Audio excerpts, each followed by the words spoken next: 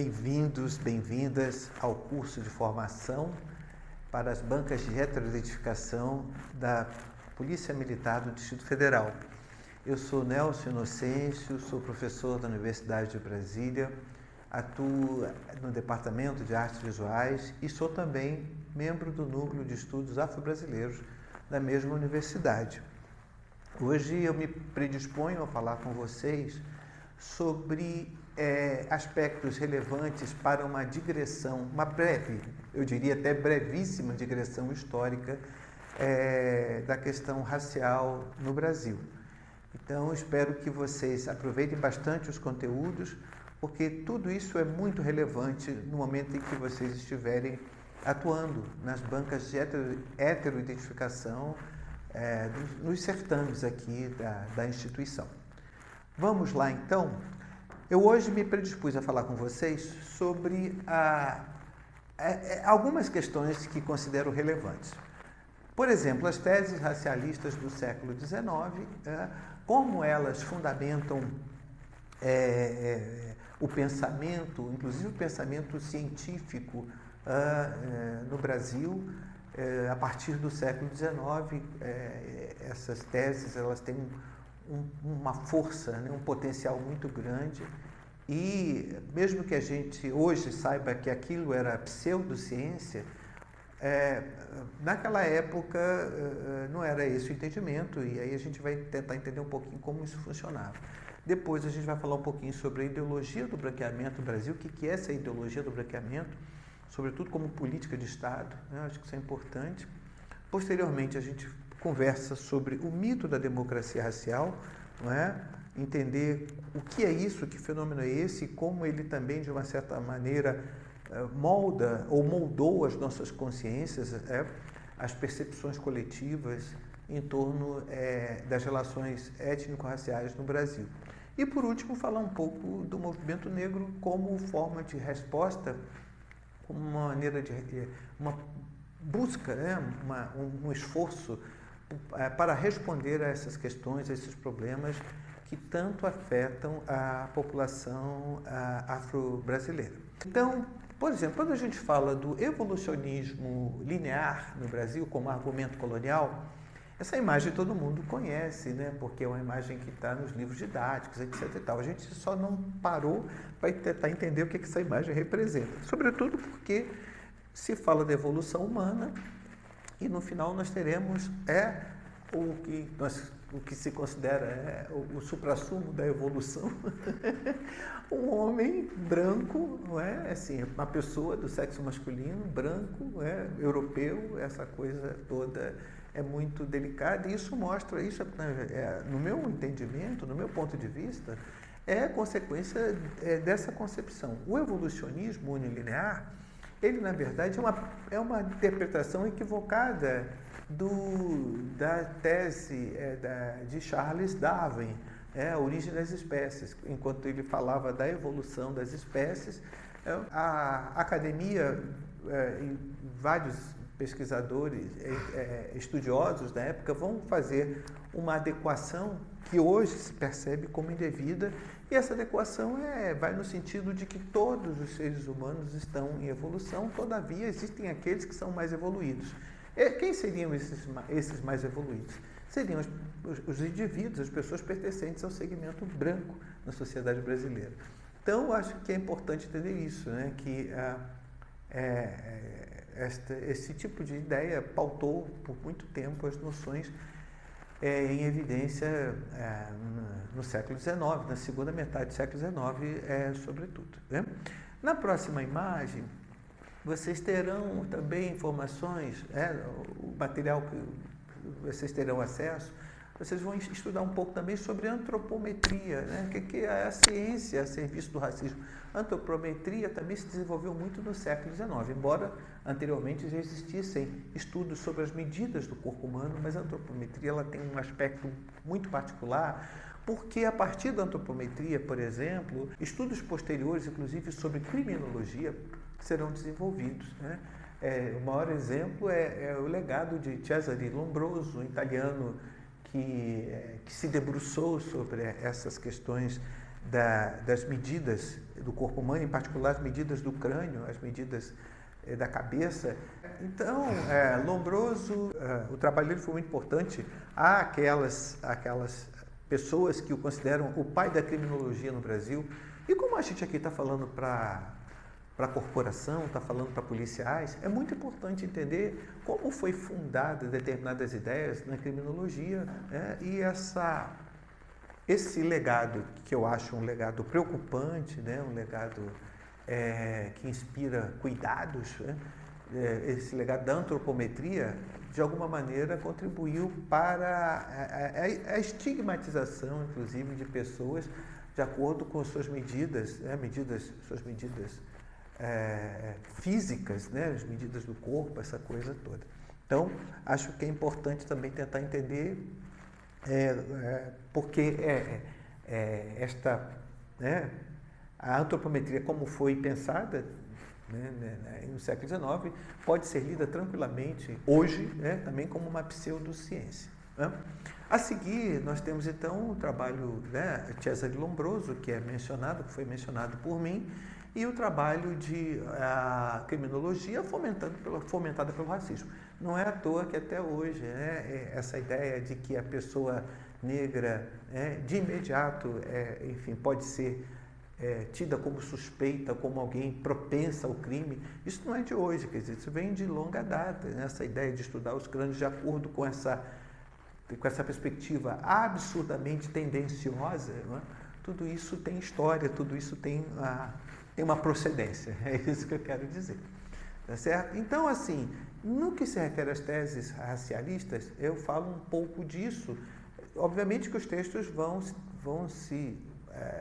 desenvolver melhor esse argumento que eu trago agora de uma maneira bem sucinta.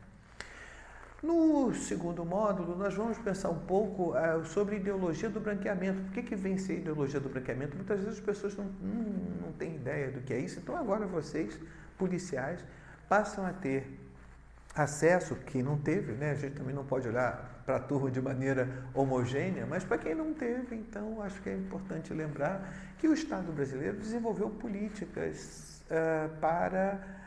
não só para estimular a vinda de imigrantes europeus, mas esse estímulo também tinha a ver com um projeto de branqueamento da nação brasileira, considerando que o Brasil foi o país que mais explorou as costas africanas, foi o país que mais se beneficiou do tráfico atlântico, de longe, comparado às outras colônias. O Brasil seguramente foi a nação que mais usufruiu, que mais se beneficiou da exploração de africanos, não só na costa ocidental, mas depois no Índico, explorando Moçambique, que foi a última rota do século XIX, a última rota atlântica. Então, é importante entender que essa imigração europeia, embora a gente pense assim de uma forma muitas vezes romantizada, é preciso entender como essa imigração europeia, como ela chega no Brasil e qual é o propósito que talvez não esteja explícito, mas de forma implícita essa presença europeia se tornando constante, e seria também uma contribuição para que no espaço de algumas décadas a presença negra no Brasil fosse apenas residual. Na próxima lâmina, nós temos uma obra que é conhecida, o trabalho de Modesto Brocos, um pintor espanhol que pintou esse quadro chamado A Redenção de Can, por volta ali de 1895, talvez, mas enfim, é uma data aproximada, é finalzinho do século XIX. Nessa pintura, ele mostra nitidamente qual era o que era o projeto do branqueamento, Quando você vê essa relação, uma relação familiar, você tem 3 gerações aqui, Você tem uma avó, você tem uma filha, você tem uma mãe, E esse clareamento que ocorre, na verdade, era a ideia de que o Brasil poderia se beneficiar da mestiçagem, pelo menos clareando sua população. Também trataremos disso ao longo do curso. Essa é uma obra muito impactante quando a gente fala da questão do branqueamento na sociedade brasileira. Posteriormente, nós temos, no módulo seguinte, vamos falar um pouco sobre o mito da democracia racial. O que é o mito da democracia racial? né? Embora haja divergências entre intelectuais, é inegável que o sociólogo Gilberto Freire, que é considerado o pai da sociologia brasileira, ao escrever a obra Casagrande Senzala, que é da década de 30, é uma publicação da década de 30, ele, na verdade, naquele estudo, naquela pesquisa que ele desenvolve falando das relações estabelecidas entre senhores e escravizados, né, ou sobre a cultura brasileira naqueles moldes, inegavelmente ele busca ali explicar determinados acordos, determinados arranjos, digamos assim, da sociedade brasileira, apesar de escravocrata, né? Então, o livro Casagrande Senzala, digamos que é uma forma, é uma obra que estimula muito aos intelectuais brasileiros daquela época, né, basicamente a grande maioria constituída por brancos, né, a intelectualidade brasileira constituída por pessoas brancas. A gente vai se dar conta de que a obra Casagrande Senzala é um grande estímulo para a defesa daquilo que nós hoje reconhecemos como mito da democracia racial, ou seja, a ideia de que as relações entre negros, brancos e indígenas, elas estão muito bem estabelecidas, apesar, né, das hierarquias sociais, né? E, por fim, eu falo das formas de resistência, né? Movimento negro, né? Movimento negro, como o movimento negro é fundamental, o movimento negro tem uma dimensão crítica muito necessária, né? A postura do ativismo, do movimento negro, da militância, do ativismo, é fundamental para estabelecer a crítica. E nós vamos ter no final, na década de 20, né? No final da década de 20, fazendo a transição para a década de 30, a constituição da Frente Negra Brasileira, né? A Frente Negra Brasileira, que foi uma entidade importante, né? Cresceu muito em São Paulo, mas teve uma capilaridade, ela alcança outros estados da federação, e a Frente Negra tem um trabalho muito significativo no sentido de organizar a população negra. Isso final dos anos 20, início dos anos 30, e depois, na década de 40, a gente vai ter o Teatro Experimental do Negro, que também foi um outro projeto do qual, né, participam Abdias Nascimento, conhecido, né, ativista, militante da causa negra, ao lado de Léa Garcia, ao lado de Ruth de Souza e outros artistas que se tornaram mais conhecidos posteriormente. Por último, né, eu gostaria de destacar aqui para vocês o Movimento Negro Unificado, que foi fundado já há 48 anos, quase 48 anos, daqui a pouco 50 anos de existência, né, foi fundado na década de 70, em São Paulo. Essa foto é a foto histórica de lançamento, de criação do MNU nas escadarias do Teatro Municipal de São Paulo. E a partir daí, por exemplo, você vai ter uma outra perspectiva, né, que é de uma articulação nacional das entidades negras, e isso tudo é muito importante. Então, para finalizar essa breve conversa, eu gostaria de apenas demonstrar para vocês que a luta contra o racismo é também parte dessa história. Quando a gente pensa, a gente faz essa brevíssima digressão sobre as relações raciais no Brasil, a gente precisa lembrar tudo isso.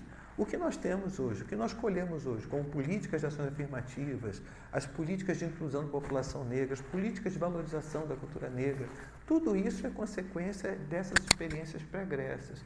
Sem essas experiências anteriores, muito do que a gente tem não estaria hoje, né, ao alcance, né, das populações, das novas gerações. Então, basicamente, isso que eu gostaria de dizer.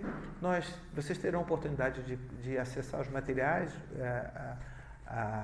os textos, e o nosso diálogo continua, a nossa conversa continua, para que vocês tenham um melhor entendimento desses conteúdos. É isto. Muito obrigado.